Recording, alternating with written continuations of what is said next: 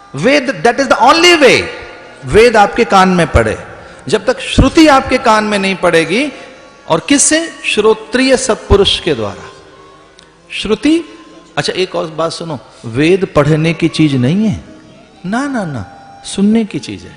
वेद पढ़ा नहीं जाता। वेद को पुस्तक नहीं है ना जो पढ़ लोगे। वेद को पुस्तक है क्या? वो तो श्रुतियां हैं, वो तो सुननी होंगी आपको।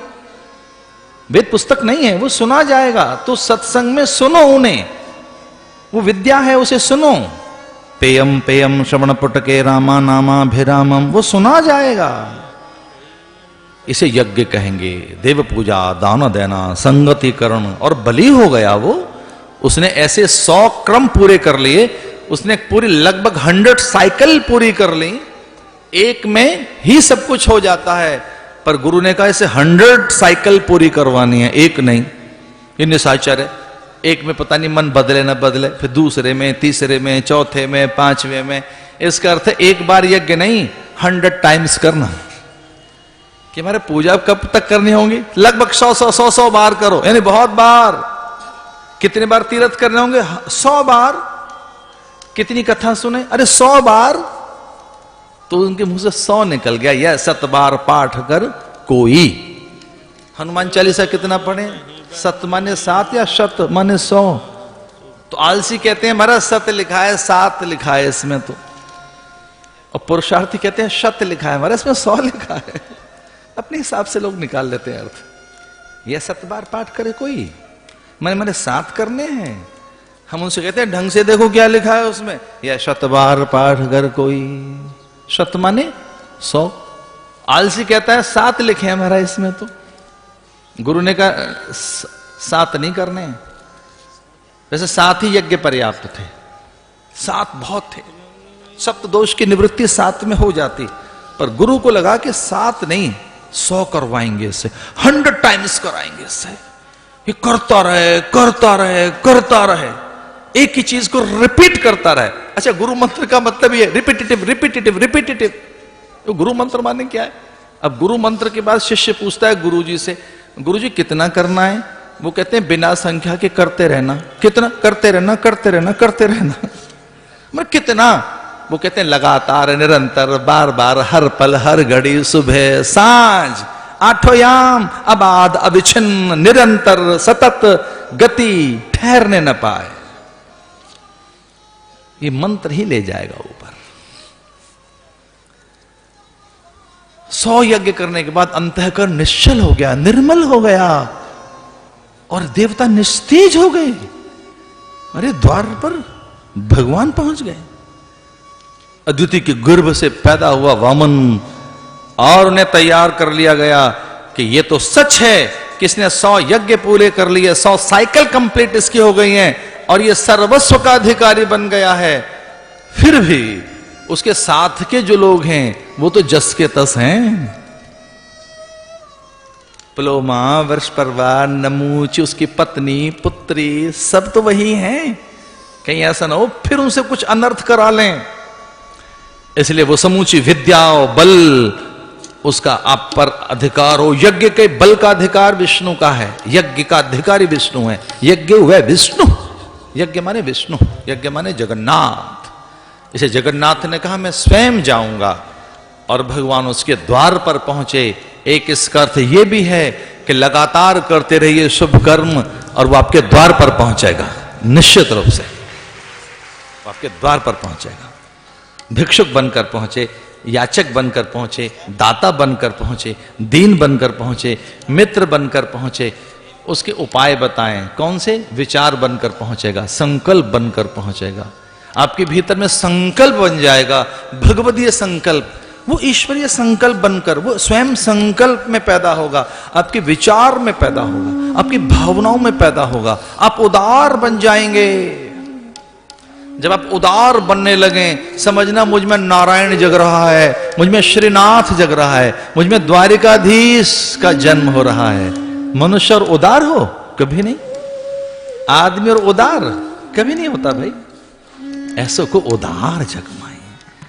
जब आप अपनी वासनाओं पर नियंत्रण करने की सामर्थ्य अर्जित कर लें, तो कहना मुझ में दुर्गा जग गई है।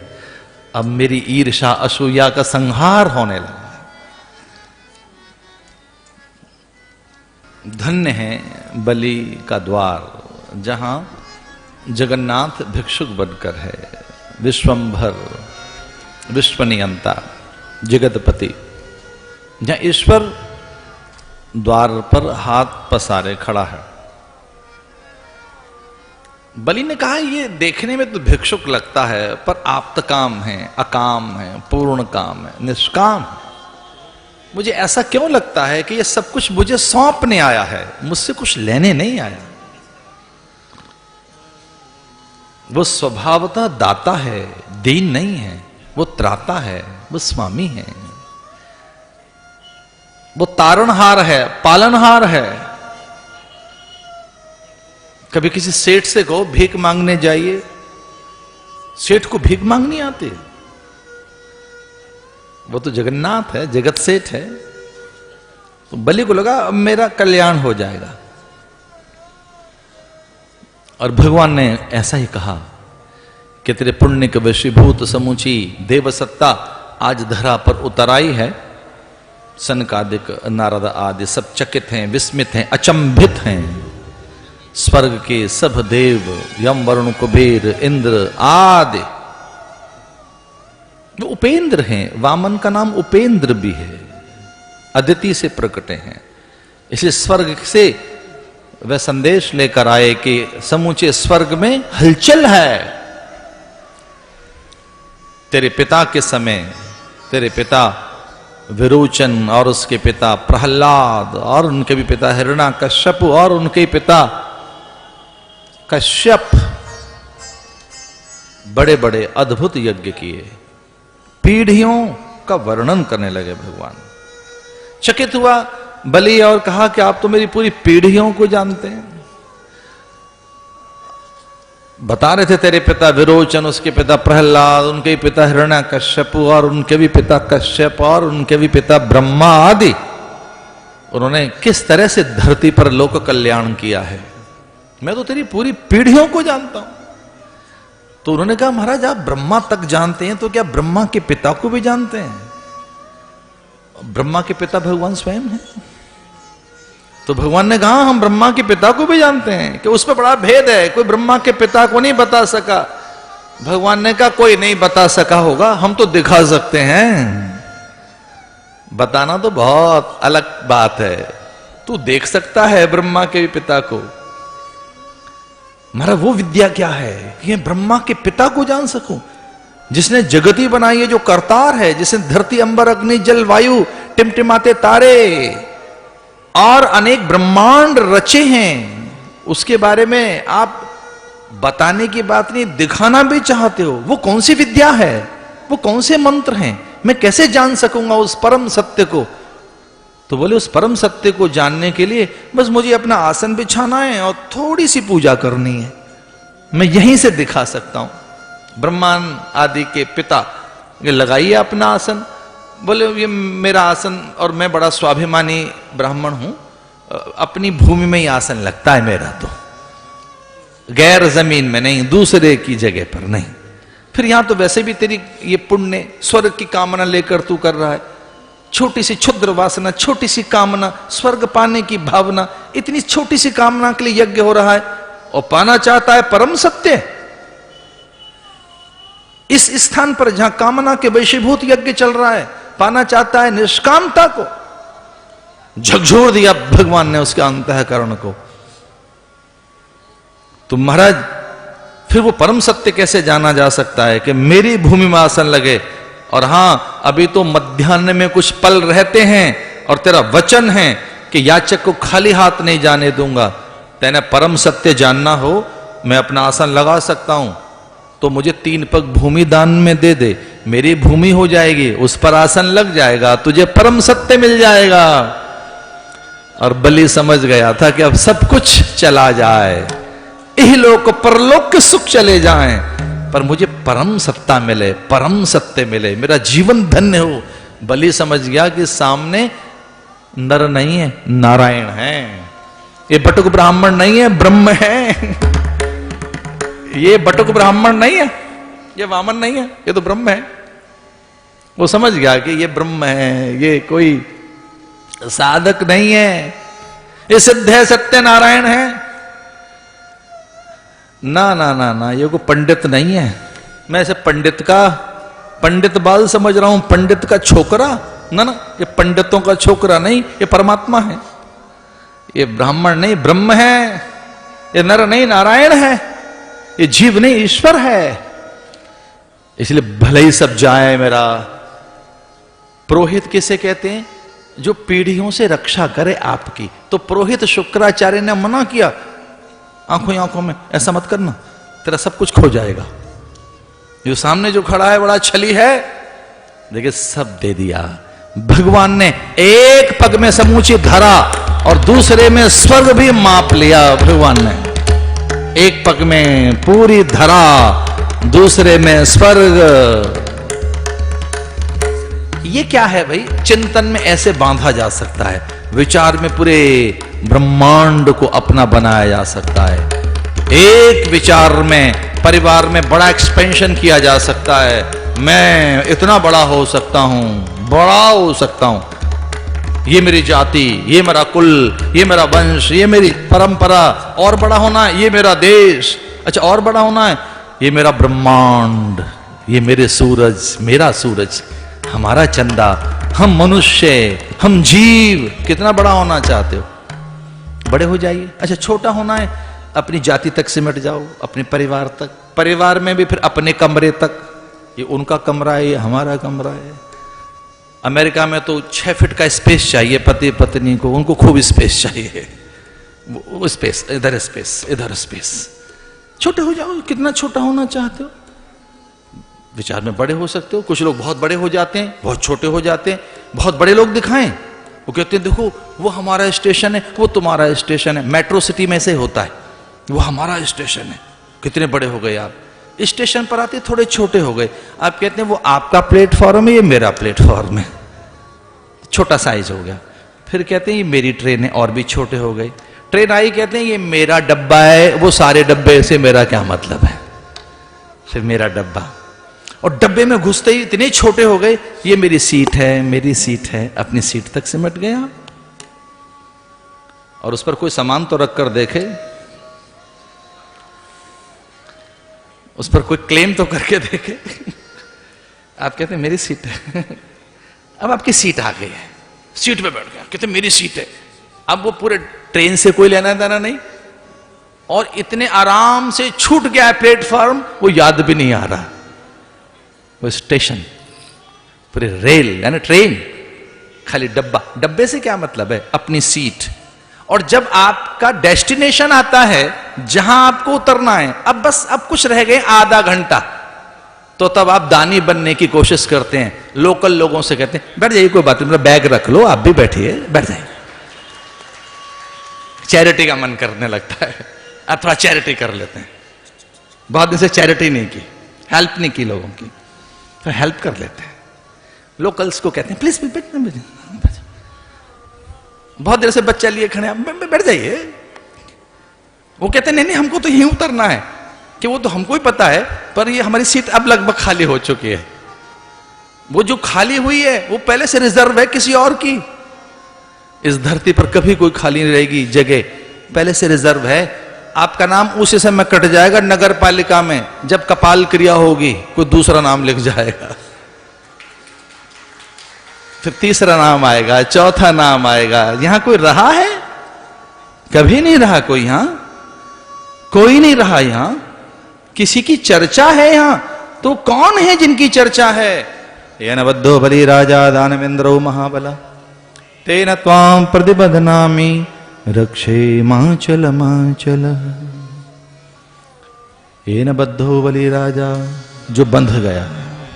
येन बद्धो बलि राजा, वचन में बंध गया, धर्म के लिए बंध गया, जिसने शब्द दिए कि मैं हां तैयार हूं। येन बद्धो बलि राजा दानवेंद्रो महाबला, तो महाबली बना, महाबली। इसलिए आपके घर में जब आचार्य, ब्राह्मण, पंडित, पुजारी, अर्चक और कर्मकांड करने वाले विद्वान आते हैं, तब वो कर्म से पूर्व संकल्प के साथ ही आपको बांधते हैं, खुद बांधते हैं, आपको बांधते हैं, रक्षा सूत्र बांधते हैं। कहते हैं जब तक कर्म का संपादन न हो जाए, इन नियमों में बंधे रहना, ये व्रत हैं, ये नियम है, ये उपवास है, ये नीतियां हैं, ये वर्जनाएं, ये सीमाएं हैं, इन्हें तोड़ मत देना। ये वर्जनाएं, ये नीतियां, ये नियम हैं, ये संयम है, उपवास की ये विधि है, ये विधान है, ये खंडित न हो जाए और मैं भी बंधूंगा, आप भी बंध कर रहेंगे। यजमान से कहता है आचार्य, मुझे बांध, ये न बद्धो बलि राजा। और फिर आचार्य उसे बांधता है, एक बंधन, ये बंधन रहेगा कब तक? जब तक अनुष्ठान पूरा नहीं हो जाएगा, जब तक कर्म का संपादन न हो जाए, तब तक बंध कर रहेंगे परस्पर मुक्ति के लिए। ये पवित्र बंधन है, ये कच्चे धागे हैं, लेकिन बहुत बड़ी मर्यादा के परिचायक हैं। ये रक्त सूत्र, ये रक्त सूत्र, ये कलेवा, ये रक्षा सूत्र बहुत बड़ा संकेत है। ये मेरे हाथ में बंधा है, इसका अर्थ है मैं किसी अनुष्ठान में हूं।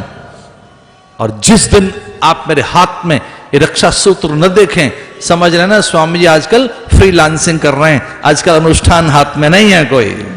और ऐसा होता है, ये हमेशा मेरे हाथ में नहीं होता, कभी नहीं। रक्षा सूत्र इस बात का संकेत है कि किसी अनुष्ठान में है, किसी मर्यादा में है, कोई नियम है, बड़ा कोई संयम है, उसमें कुछ विधान है और इसकी मर्यादा रखनी चाहिए। इसी तो पता लगेगा कि हम अनुष्ठान कर रहे हैं।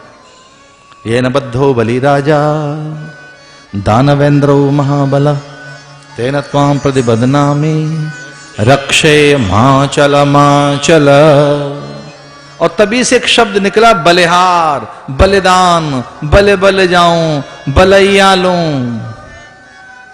बलि यानी जो अपना सब कुछ सौंप गया, देश के लिए बलिदान, परिवार के लिए बलिदान, बलिदान, बलिदान शब्द। एक शब्द है बलि, बलि देना, बलि दे रहे हैं कुछ लोग, कूष्मांड बलि, कूष्मांड, कि भाई ऐसे जीव की बलि देना ठीक नहीं है, वो अच्छा नहीं लगता। जिनके पास नेत्र हैं, जिह्वा है, जो सांस ले रहे हैं प्राणी, उनकी बलि मत दो, वो ठीक नहीं है। बलि देनी है तो कूष्मांड की बलि दो, कुकम्बर की बलि दे दो, पंपकिन की बलि दे दीजिए, फल की बलि दे दो। और अगर आपको बड़ी बलि देनी है तो ग्रंथ कहता है अपने अहंकार की बलि दे दो, अपने क्रोध की बलि दे दो। आपको बलि देना है, ठीक है, एक बड़ी बलि दीजिए, अहंकार की बलि दीजिए, काम की बलि दो। जीवन में काम को कट करता हूं आज से, इस प्रकार से असंग शस्त्रेण दृढ़ेन छित्त्वा। असंगता का खड़ग हाथ में लेकर, असंग शस्त्रेण, ग्रंथ कहता असंगता का शस्त्र हाथ में लेकर डिटैच हो जाओ। डिटैच कि ये चीज कभी मेरे पास नहीं आ सकती, सोच समझ कर करना, वो उसकी तैयारी होनी चाहिए। लंबे समय तक तैयारी करना किसी एक चीज की कि ये कभी नहीं होगी मेरे जीवन में, ये दुर्गुण, ये व्यसन, ये बुरी आदत और इस प्रकार का मेरे मन में दुर्भाव, दुर्वासना। आज सोच समझकर ज्ञान की वेदी पर ज्ञानाग्नि की साक्षी लेते हुए ज्ञान के इस हवन में, संयम की इस आहुति में मैं बलि देता हूं अपने दुर्गुण की। वो किससे दी जाएगी? ज्ञान खड़ग हाथ में हो आपके पास। असंग शस्त्रेण दृढ़ेन छित्त्वा, गीता कहती है।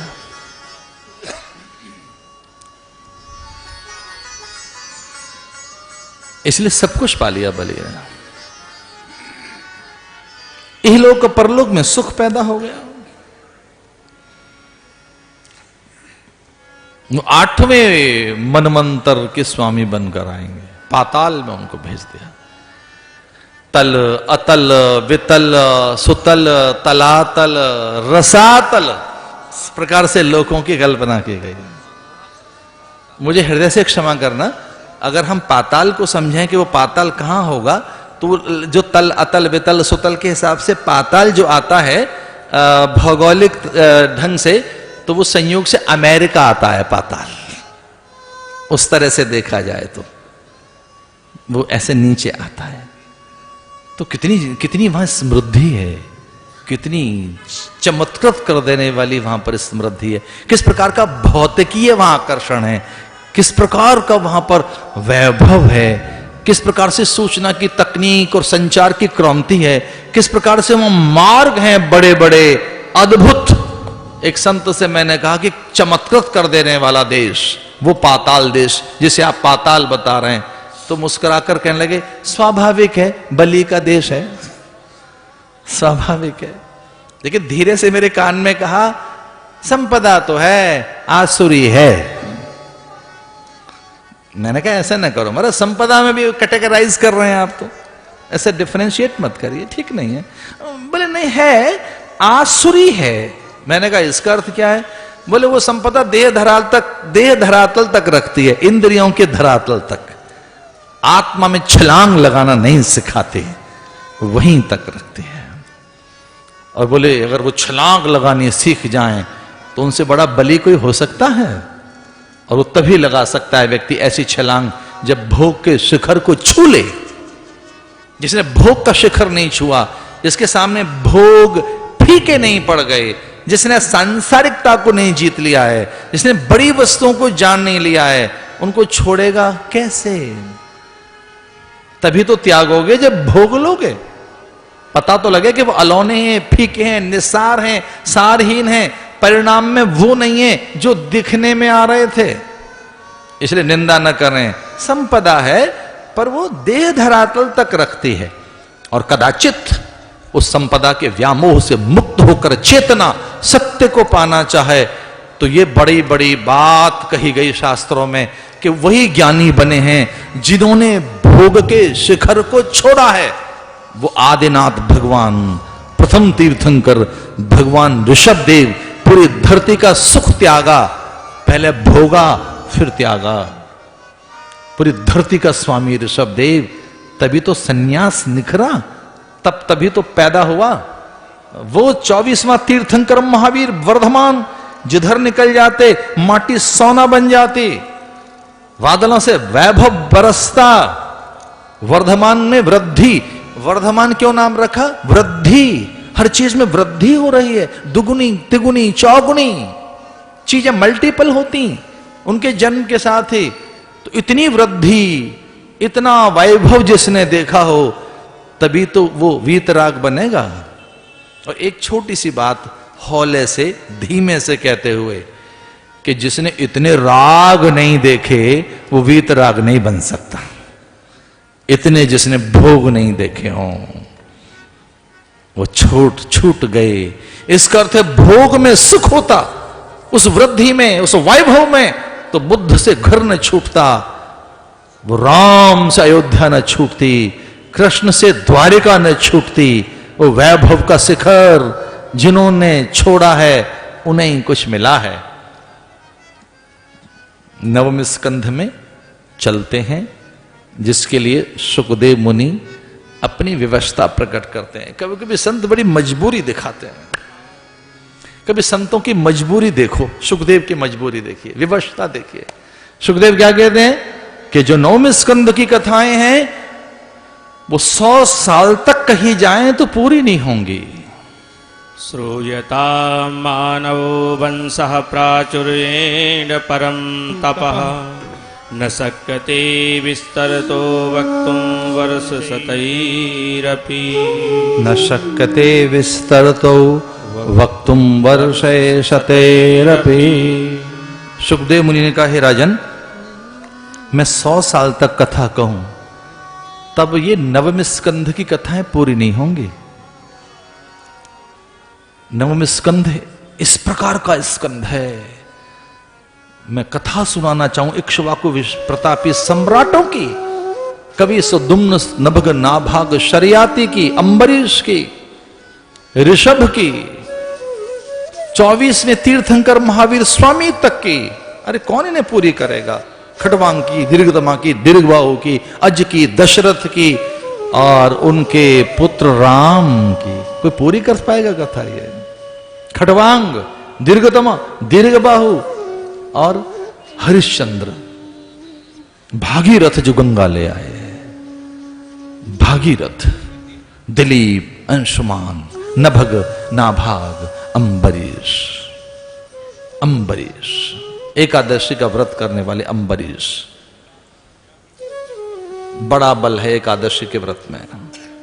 दुर्गा की उपासना में बड़ी सामर्थ्य है, वैष्णव उपासना में बड़ी उदारता आ जाती है, हनुमान की उपासना करने से पराक्रम आ जाता है। ये देवता ऐसे हैं, एक बार मानकर तो देखो।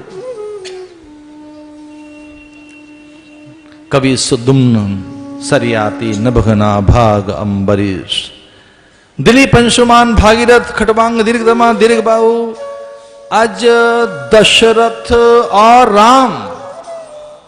कौन सुनाए इनकी कथा? सुखदेव कहते हैं दिन तो 7 मिले हैं और समय थोड़ा है। न शक्यते विस्तरतो वक्तुम वर्षे शतेरपि। खट्वांग दीर्घ बाहुश्च रघुस्तस्मात् पृथुस्रवः अजस्तथा महाराजो तस्मात् दशरथो भवतो। ये इतने बड़े बड़े महापुरुष हुए रघु, जिनसे रघुवंश समुचित धरा दान दे देते। जो दिलीप, जिन्होंने गौ के सामने, गौ की रक्षा के लिए सिंह के सामने अपने को पटक दिया कि तू गौ को भक्षण मत कर। वो कहता है मेरा आहार मत छीनिए, ये पाप कर रहे हैं आप। गौ मेरा स्वाभाविक आहार है, मैं सिंह, मैं हिंसक पशु हूं, ये मेरा आहार है। आप कहते हैं गौ को मत खा। वो कहते हैं ना ना, तू भूखा है ना, मुझे खा सकता है। मैं ये कब मना कर रहा हूं कि तू आहार मत कर, पर मेरे सामने गौ का आहार नहीं कर सकता। मेरा आहार एक बार करके देख। और पता है क्या कहते हैं? एक जैसी चीज रोज खाने से कभी कभी नई चीजें खानी चाहिए।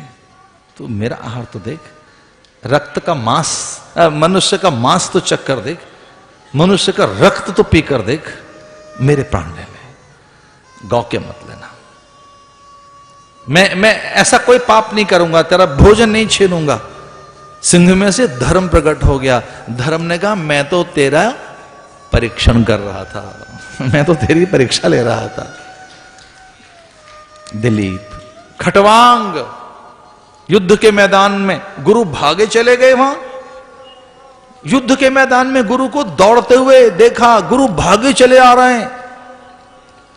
मेरे गुरु के माथे पर पसीना, उसको युद्ध से लेना देना क्या? जय पराजय से, हर शोक से, हानि लाभ से कभी कुछ नहीं लेना देना। उनको क्या फर्क पड़ता है मैं राजा रहूं न रहूं? हजारों राजा उनके शिष्य हैं, उनको क्या लेना देना इन बातों से? कोई जीते कोई हारे, वो गुरु हैं। लेकिन युद्ध के मैदान में और वो लाशों के ऊपर से दौड़ते चले आ रहे हैं, उनके पैर रक्त से सन गए, उनके दिव्य वस्त्र, ये काशाय वस्त्र, उनमें मांस के लोथड़े लटक गए। हुआ क्या? मेरा गुरु भागा चला रहा है। युद्ध के मैदान में उनके गुरु वशिष्ठ भागे हुए चले आ रहे थे, दौड़े हुए। रक्त जहां बिखरा हुआ है, लाशें जहां बिछी हुई हैं, एक दूसरे की प्राण के प्यासे सैनिक जहां लड़ रहे हैं, वहां गुरु दौड़े चले आए। सारी सेनाएं कुछ देर के लिए ठहर गईं। गुरु आ रहे हैं, वशिष्ठ आ रहे हैं, वो दौड़े चले आए। खटवांग से कार्य, खटवांग एक गंभीर बात सुनाने आया था मैं। बोले महाराज क्या बात सुनानी थी? बोले मुझे अभी याद आया है कि तेरी तो उम्र ही 2.5 घड़ी रहती है, बस 2.5 घड़ी के बाद तो तेरे प्राण ही चले जाएंगे, और मैं तेरा गुरु हूं, मुझे हानि लाभ और जय पराजय से कोई लेना देना नहीं है। लेकिन हां, अगर तू चाहे तो मैं तुझे विद्या का बोध करा सकता हूं, तुझे सत्य का ज्ञान करा सकता हूं, तू अगर चाहता हो तो। क्योंकि उसमें कुछ पल लगती हैं, ज्यादा देर की बात नहीं है, छूटने में कुछ पल लगती हैं। तो खटवांग के चेहरे पर कोई भय नहीं, शोक नहीं, चिंता नहीं, बल्कि उन्होंने ये कहा कि आप जैसा गुरु सामने हो तो इतनी भी जल्दी क्यों चले आए? अभी तो 2.5 घड़ी बची है, आधी घड़ी रहती तब भी आती, मेरा कल्याण कर देते आप। अभी 2.5 घड़ी तो बहुत है। 2.5 घड़ी 60 मिनट, 1 घंटा लगभग। 1 घड़ी में 24 मिनट। 24 मिनट, 24 48, हाँ ठीक है, 60 मिनट अभी रहते हैं, यानी 1 घंटा रहता है। वो कहता थोड़ी भी रहती होती, 1 घड़ी, आधी मैं पुण्य आध, तुलसी संगत साधु की, इतनी सी भी रह जाए घड़ी, इतनी सी भी। पता नहीं किसने बात लिखी है, मुझे तो पता नहीं है, पर मुझे अच्छी लगती है। कोई लिखता है कि जो बात दवा से बन न सके वो बात दुआ से होती है, पक्का सदगुरु मिल जाए तो बात खुदा से होती है। बैठ गया खटवांग वहीं युद्ध के मैदान में और गुरु से कहने लगा, महाराज बताइए। गुरु ये नहीं पूछने आया कौन जीता कौन हारा, तू राजा बनेगा कि नहीं बनेगा, क्या लेना देना गुरु को इस बात से। बहुत राजा आए, बहुत गए। गुरु इस बात के लिए चिंतित है कि मेरा शिष्य भी अधूरा है, उसकी विद्या भी अधूरी है, उसे मनुष्य का जन्म मिला है, वो पूरी तरीके से उसका लाभ नहीं ले पाया, इसलिए दौड़े चले आए। युद्ध के मैदान में उसे ज्ञान कराया और खटवांग ने कहा कि गुरुवर मैं तैयार हूं, बताइए। और वो 1 घंटे में ज्ञानी बन गया, 1 घंटे में ज्ञान भी हो गया। उन्हीं के वंशजों में आए दीर्घतमा दीर्घबा, उन्हीं के वंशजों में अज के बाद दशरथ, और दशरथ के बाद राम कोदंड पनाकधारी आप्त काम पूर्ण काम निष्काम प्रभु श्री राम, वो मर्यादा पुरुषोत्तम।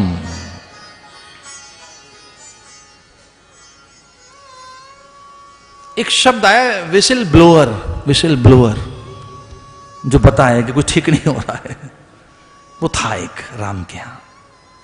उसका तिरस्कार नहीं किया राम ने, ना दंडित नहीं किया राम ने उसको। एक बार भी नहीं कहा उस धोबी से कि तू सीता पर लांछन लगाता है। क्या राजा था वो, सुमंत्र, लखन, भरत, रिपुदमन, एक बार भी विचलित नहीं हुए। कहने लगे अगर कोई अवाम में से आवाज आई है, यह सच है कि वो झूठा लांछन है, ये सच है कि वो मिथ्या आरोप है।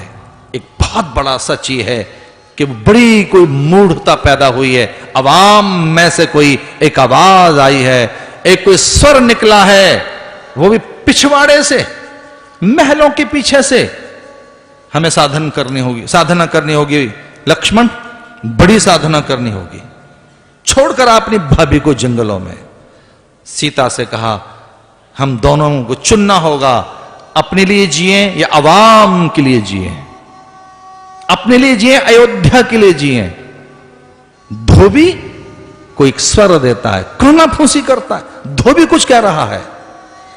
सीते मैं जानता हूं, पूरी प्रकृति जानती है, ये जानता है जन जन और उसका हर मन आपकी पवित्रता। लेकिन एक भी स्वर अयोध्या में ऐसा पैदा हो जिसमें शक है, संदेह है, कोई भ्रम है, वो कुछ पूछना चाहता है, वो कुछ सत्यापन चाहता है, वो कोई आचरण की, चरित्र की परीक्षा लेना चाहता है, क्या करें? और सीता कहती है कि मैं तो जिस दिन परीक्षा देना चाहूंगी कि मैं क्या हूं, तब धरती और अंबर मेरे साथ होंगे स्वामी, ये पूरी दिशाएं मेरे साथ होंगी। लेकिन हां, हम धोबी की आवाज को बंद नहीं कर सकते। धोबी का स्वर नहीं है, वो हमारे लिए कल्याण की कोई आवाज है और अवाम की आवाज का सम्मान करना चाहिए। मैं सगर्भा हूं, पूरे दिन चल रहे हैं, कुछ दिनों के बाद ही मां बन जाऊंगी, अयोध्या के लिए शासक पैदा करूंगी। वो जंगल में ही सही, लेकिन धोबी की आवाज का मैं अनादर नहीं करूंगी। आज बहुत आवाजें उठ रही हैं, इतनी भी धोबी नहीं होनी चाहिए। इतने धोबी मत बनो ना। इतनी भी आवाजें ज्यादा, ये कुछ ज्यादा ही आवाजें आ रही हैं आजकल तो। कभी कभी कोई आवाज आए, कोई एक प्रश्न आए शिखर पर बैठे पुरुष के लिए, एक तो ठीक लगता है। हर घड़ी घड़ी में आवाजें आए और तोड़ तोड़ कर समाचार आए और एक नई विधा गढ़ गई है अब तो, ब्रेकिंग न्यूज। तोड़ मरोड़ कर नुकीला करके और पैतरेबाजी करके और शार्प बनाओ इसे, और शार्प बनाओ इसे। कितना शार्प हो सकता है, वो पेचकस लेके कस रहे हैं कि है तो सही भी, और चुभन भरा नहीं है, रहस्यात्मक नहीं है। वो था एक कोल किरात भिल्ल बनवासी के साथ। बन गए राम, बन गए। कोई कहते हैं राम, वो भोर का स्वर है भैया राम। कोई पूछे तो सही राम है क्या? इस धरती की जो भोर है, भारत की भोर का प्रथम स्वर है राम। लोग कहते हैं राम राम जी, जय राम जी की, राम राम जी। कुछ लोग अति आदर के साथ उसके द्वापर के नाम को पुकारते हैं, जय श्री कृष्ण। कोई उसके तप को पुकारते हैं, जय जिनेन्द्र। कोई उसकी स्वाभाविकता का नाम लेते हैं, हरि ओम। कोई उसके सत्य को झुकते हैं, कहते हैं नमस्ते। कोई उसकी पवित्रता को आदर देते हैं, कहते हैं स्वस्ति। कोई उसके तप को प्रणाम करता है, जय जिनेन्द्र कहकर। कोई उसके माधुर्य को, मोद को नमित होता है, जय श्री कृष्ण। कोई कहता हरि ओम, कोई कहता नमस्कार, कोई कहता जय सच्चिदानंद, और कोई सीधे उसी को पुकारता है, राम राम, राम राम जी, जय श्री राम, जय राम जी की। धन्य है भारत की भोर का कोई प्रथम स्वर है राम। वो राम फिर द्वापर में उसे कहते हैं जय श्री कृष्ण। उसके तप को प्रणाम करते हुए कहते हैं जय जिनेन्द्र। उसकी जो नित्य विद्यमानता है उसके लिए कहते हैं हरि ही ओम। उसके सत्य को झुकते हुए कहते हैं नमस्ते, नमस्कार। भारत की भोर का पहला स्वर जो शमशान तक साथ जाता है। महल त्याग दिए, कोल करात भिल्ल बनवासियों के बीच में शबरी के बेर, और जिसे भाता है जंगल में रहना मुनि मंडलियों के बीच में। था क्या बंदर भालुओं के पास, क्या सेना रही होगी? कुछ मुट्ठी भर बंदर, और थे क्या वो नखदंत, नुकीले पत्थर, थप्पड़ और घुड़की। इसके अलावा और सैन्य सामग्री क्या है? रावण से लड़ने के लिए क्या है उनके पास? हां, विजय उल्लास, आशावादिता, एक बड़ी चीज है उनके पास बड़ी चीज है जिसका नाम है पॉजिटिविटी, पॉजिटिव, एक सकारात्मक सोच, एक विधेयक चिंतन, एक विजय उल्लास, ऐन्द्रिक संयम। उनके पास सत्य है। और रावण हार गया। बहुत कुछ होने पर भी उसके पास तो कितने अस्त्र शस्त्र थे, और बंदरों के पास में नखदंत, लंबे लंबे नाखून और दांत, थप्पड़, घुड़की और छलांग। जब तक निशाचर इधर उधर देखे तब तक 2 थप्पड़ लगा देते बंदर, 2 थप्पड़ मारते, घुड़की दिखाते, नखदंत और एक नुकीला पत्थर। ये हमारा बंदरों ने कर डाला। सपने बानर लंका जारी, सपने बानर लंका जारी। भयभीत हो गए। अभी तो हनुमान आए नहीं थे, भयभीत हो गए वो। राम तो धरती पर अभी तक हैं, कृष्ण अभी तक धरती पर हैं, वो ब्रह्म हैं। व्यक्ति चरित्र से इस धरती पर रहता है, त्याग से इस धरती पर रहता है। इस धरती पर श्रेष्ठता से लंबे समय तक जिया जा सकता है, और फिर इतनी ताकत भी पैदा की जा सकती है चरित्र और संयम से कि आप नहीं, आपके नाम से पत्थर डाले जाएं तो पत्थर तैर जाएं। चरित्र का बल तो इतना बड़ा बल होता है। इसलिए रामायण का नाम है रामचरित मानस। रामायण का नाम है। मानस के पास, मनुष्य के पास क्या हो? चरित्र हो, मानसिकता में चरित्र हो तो राम उतरे। राम जीने का नाम है, बोलने का नाम राम नहीं है, जीने का नाम राम है। आपके सांस में राम न रहे, आपके स्वभाव में राम रहे, आपके चरित्र में राम रहे, आपके जीवन में राम रहे, उसका नाम है राम। राम को जपो कम, जियो ज्यादा। जपने की चीज राम नहीं है, जीने की चीज है राम। राम को जिए, आप में वो पूरा पूरा उतरे। उन्हीं की परंपरा में नहुष, पुरु नहुष, नहुष के ययाति के दो पुत्र, यदुपुरु और यदु से यदुवंश। यदुवंश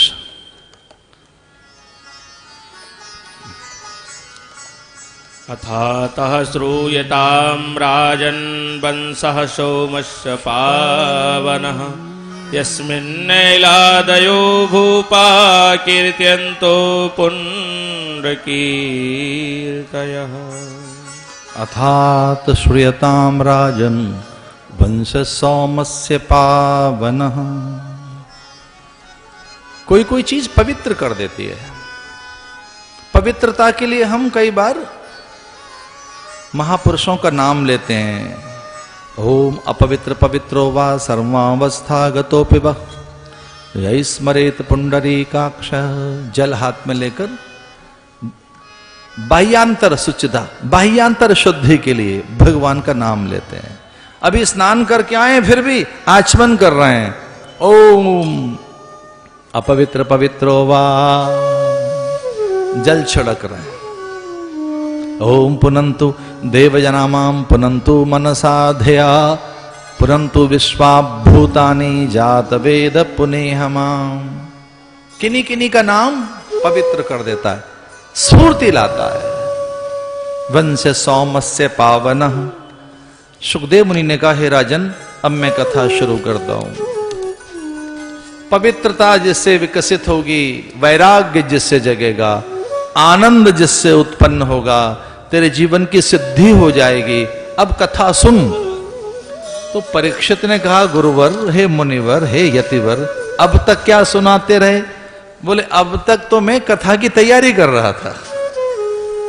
ये तो भूमिका थी, ये तो भूमि तैयार हो रही थी, तेरे अंतःकरण का निर्माण कर रहा था मैं। और ये बड़ी चीज है भाई, इसे ध्यान से सुनो।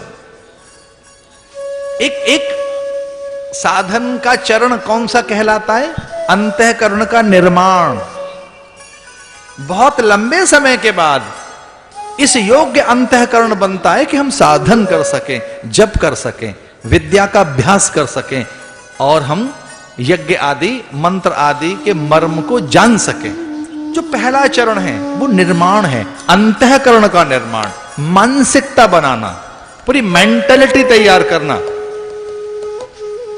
अंतःकरण का निर्माण माने चित्त की भूमिका, मन की भूमिका, बुद्धि को उसके लिए तैयार करना और इंद्रियों को साध लेना। इसे दसम स्कंध में जब कथा पहुंची, सुखदेव मुनि ने कहा, हे राजन, तैयार हो जा, अब मैं कथा सुनाता हूं। क्योंकि दसम स्कंध कहते हैं भगवान स्वयं है और वो हृदय भाग है, और पूरे शरीर में हृदय बड़ी चीज है, हार्ट बड़ी चीज है। वो इतना बड़ा भी ना हो कि इनलार्ज हो जाए तो भी दुखी कर देता है। वो जैसा है वैसा ही रहना चाहिए।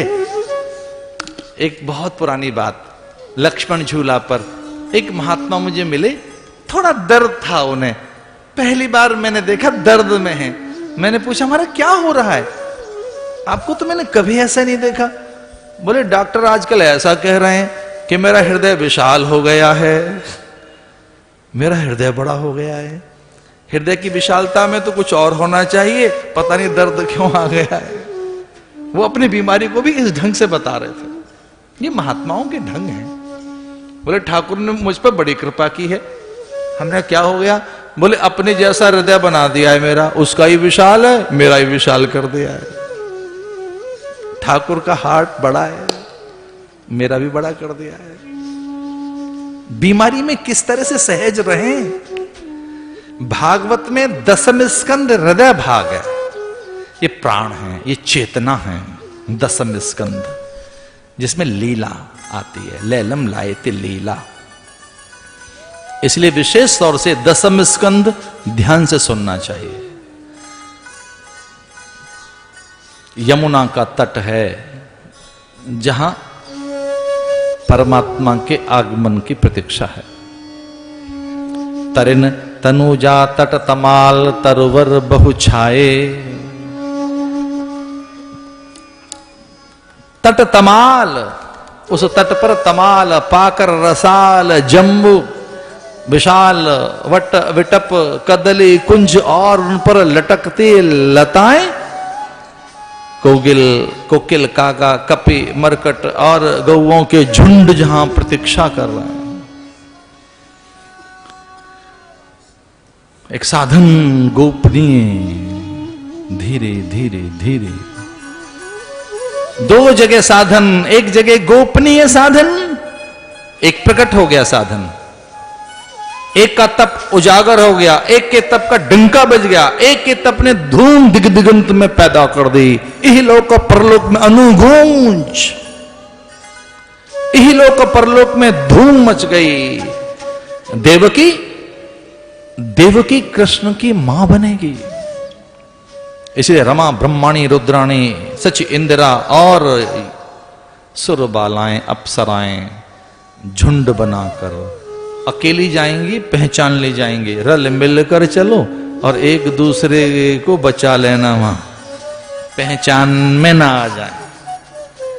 सुरबालाएं, अप्सराएं, ललनाएं, देव कन्या, यज्ञ पत्नियां, यक्ष कन्याएं। अरे हद है। रमा, रमा माने लक्ष्मी, ब्रह्माणी और रुद्राणी देवकी के दर्शन करने के लिए धरा पर उतर आई। मथुरा में झुंड बनाकर ब्राह्मणियों के झुंड में वो जो उस समय कुछ वाद्य बजा रही थी, कुछ नृत्य कर रही थी, कोई आलता मेहंदी और ऐसे श्रृंगार वेणी बंधन, कोई धीरे धीरे बार बार उसका पल्लू ही ठीक कर रही हैं, उसके श्रृंगार को ठीक कर रही हैं। ठीक ठाक है, फिर भी कोई सखी आ गई है और कुंडल ठीक करने लगी। ऐसा अद्भुत दृश्य होता है। वधू के समय प्रेम करती हैं, कई बार ज्येष्ठाएं हाथ चूम लेती हैं। बड़ी बूढ़ियां जो बुजुर्ग होती हैं अपनी कन्या को, क्या विदा होने वाली है हमारी बेटी, मेरी पुत्री, मेरी पौत्री, उसका माथा सूंघ लेती हैं। कुछ से तो कुछ नहीं सूझता, अंक में भर लेती हैं, आंखों में आंसू आ जाते हैं। बेटी विदा होने वाली है अपनी, अब बेटी विदा हो गई। देवकी बड़ी चकित है, हर्षित है, प्रहर्षित है, आनंदित है। देवकी ने कहा कि पूछना तो बड़ा ठीक नहीं रहेगा, पर ये कौन कौन है जो आई हैं? ये तो अपनी परिचित नहीं है। ये कौन है जो माथा चूमती है मेरा?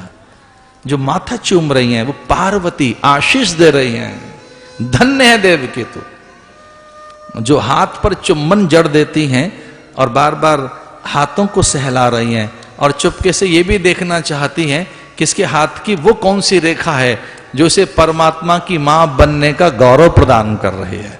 वो कौन सी रेखा है वो जानती हैं। वो विधात्री वो हाथों पर ओठ रख रही है। वो कौन है? ब्रह्माणी। हरि भारिया जिनका नाम है रमा, लक्ष्मी जी, उनके हाथ में हाथ नहीं आए, उनको देवकी का मस्तक प्राप्त नहीं हुआ, क्योंकि मस्तक पर पहले ही चुम्बन जड़ चुकी हैं, पार्वती आशीष दे चुकी हैं, हाथों पर होठ रख चुकी हैं ब्रह्माणी। तो रमा के हाथों में, रमा के हिस्से में तो देवकी के चरण आए और उनके चरणों के आभूषण ठीक करने लगे। वो धूल माथे से लगा लिए कि ये ईश्वर की मां बनेंगे।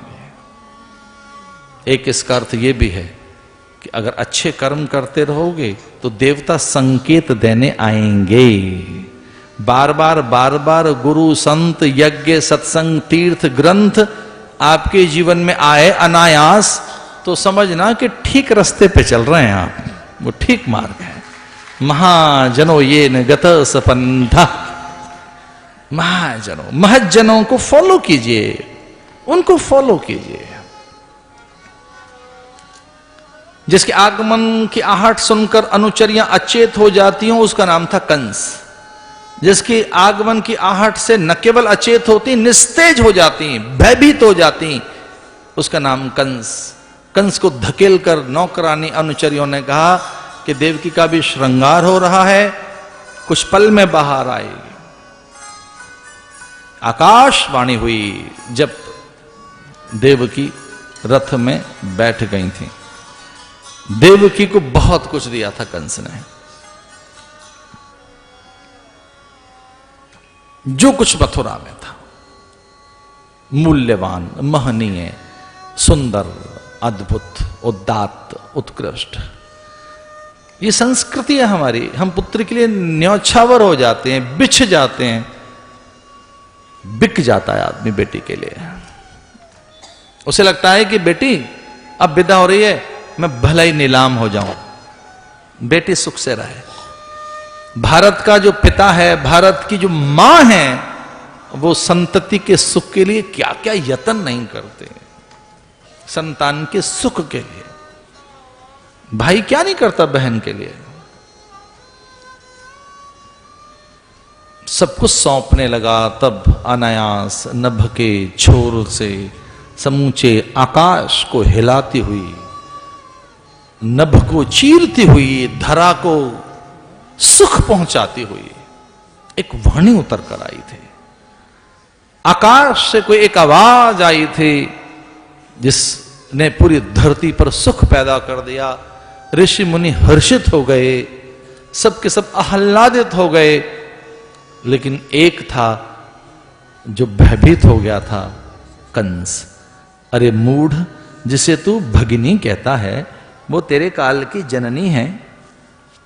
उसके 8वें गर्भ से तेरा प्राणहंता, तेरा काल आ रहा है। मृत्युदाता का आगमन 8वें बालक के रूप में होगा। देवकी का 8वां पुत्र तेरा काल है। यह जननी नहीं, भगनी नहीं, तेरे काल की जननी है। इतना सुनकर वो कंस जो देवकी के चरण चूमता था, उसका हाथ जैसे हाथ में आता तो रो पड़ता। वो इतना संवेदनशील हो जाता, इतना भावुक हो जाता अपनी बहन को देखकर। उसे देख नहीं पाता था कि तू कब कितनी बड़ी हो गई, तू कुमारी थी और अब तरुणी हो गई, अब तू युवती हो गई है। लज्जा में आ जाता, आंखें नीचे झुक जाती और मनी मन कहता मेरी बहन युवती हो गई, ये जवान हो गई है, ये कितनी सुंदर दिखती है। और नहीं, मैं अपनी देख सकता, आंखों में आंसू आ जाते। देखो मेरी बहन कैसी लग रही है, ये तो साक्षात परांबा है, दुर्गा है। एक बार जब मुखमंडल पर दृष्टि जाती कंस की, देवकी को एक बार देखता तो समाधि उतर आती, अपार सुख मिलता और अपने दुष्ट मित्रों से कहता कि जो योगियों को समाधि में सुख मिलता है, वैसा ही सुख मैं देवकी के दर्शन में पाता हूं। मेरी बहन का दर्शन ऐसा है। और सच मानिए, जो अकाम चित्त के प्राणी होते हैं, उनके दर्शन से ऐसा ही सुख मिलता है। कंस की वो प्रीति पल भर में मिट गई। पल भर में खल के प्रीति जता फिर नाही, दामिनी दमक रहे घन माही। घन घोर मेघाच्छन्न अंबर में जब अचानक बिजुरिया चमकती है, बिजुरिया बिजली, दामिनी दमक रही घन माही। कितना सुंदर दृश्य है। कवि ने क्या कल्पना की है कि जो दुष्ट होते हैं, दुष्ट क्रूर, जो हिंसक पुरुष होते हैं, जिनके प्रेम में छल होता है, उनका प्रेम कितनी देर का, उस प्रेम में कितने समय का प्रेम, दामिनी दमक रही घन माही। जितनी देर तक बिजुरिया चमक रही है उतनी देर तक तो प्रकाश है। उस प्रकाश में अध्ययन होगा क्या? उसमें वस्तुएं दिखती हैं क्या? जो बिजली चमकने के बाद, बिजली चमकते समय जो प्रकाश पैदा होता है आकाश में, क्या उस प्रकाश में कुछ काम हो पाएगा? लिख पढ़ सकोगे उतनी देर में? कुछ दिखता है उस समय? पल भर का प्रकाश। क्या अभी वो हुआ है कि खो गया? बिजली चमकी है कि जब तक देखोगे खो गई? जब तक देखने चलोगे अंबर में कि वो बिजली चमकी थी कि अभी है, अब वो चमकी के गई, वो जब पैदा हुई तभी खो गई। दामिनी दमक रही घन माही, खल के प्रीति जथा थिर नाही। जो खल की प्रीत है वो कितनी सी देर की? जैसे अंबर में सतरंगी इंद्रधनुष की काया, जो रेनबो है, वो जो इंद्रधनुष है उसके रंग कभी छुए क्या हमने? किसी ने आकाश में छलांग लगाकर उन रंगों को सहलाया है क्या? क्या एक एक करके एक एक रंग छुए हैं? कभी नहीं, बहुत दूर हैं वो तो। प्रीत दुष्ट की इतनी दूर की होती है, उसकी नन्ही नन्ही बूंदों को देखा भर जा सकता है, छुआ नहीं जा सकता। छूने चलोगे हाथ गीला हो जाए। इतनी क्षणिक, इतनी क्षण भंगुर दुष्ट की प्रीति होती है, इतनी सी पल की।